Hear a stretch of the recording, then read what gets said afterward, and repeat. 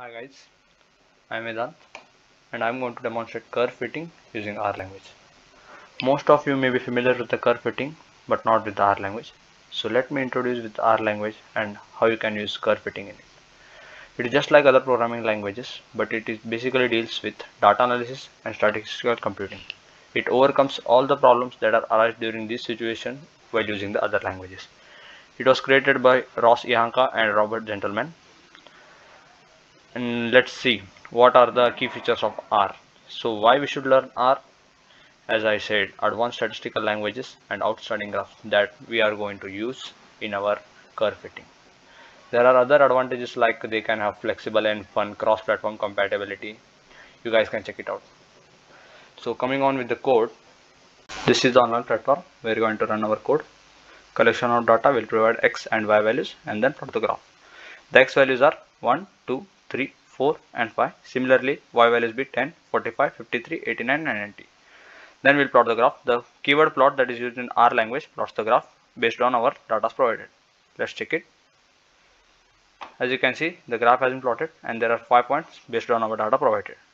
Moving further, let's fitting the curve. There are 3 steps, that is fitting a polynomial. We'll provide of which degree polynomial it is. It is of first degree. Then define the axis from sequence 1 to 5, that is from this point to this point. Then curve fitting, which based on this predict keyword and plots the line, and that is how denoted with green color in this case. Let's see it. As you can see, the green line has been plotted based on this. It is not quite accurate. The accuracy of that line goes on increasing as we move with the higher degrees. So let's check it for the second degree equation.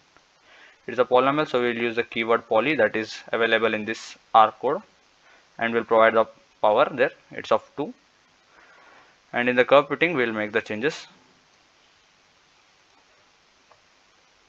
We will rename this model as model number 2, and for better understanding, we will change the color to red. Similarly, in uppercase, we will rename the model as model number 2.